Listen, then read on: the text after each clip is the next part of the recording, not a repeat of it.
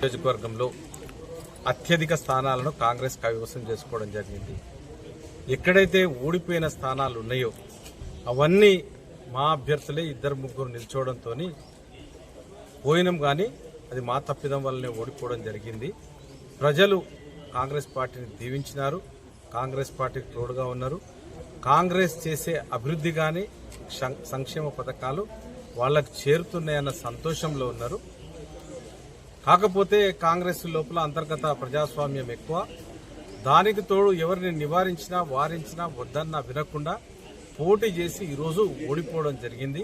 అంతేగాని ఇది చూస్తే ఒక విధంగా చెప్పాలంటే అభ్యర్థులు సమన్వయం లేక, కోఆర్డినేషన్ లేక ఓడిపోయినారు. ప్రజలు ఎప్పుడు కూడా దీవిస్తూనే ఉన్నారు. ఇదే విధంగా ప్రజలందరికీ కూడా మా అభ్యర్థులను గెలిపించినందుకు వాళ్ళకు కూడా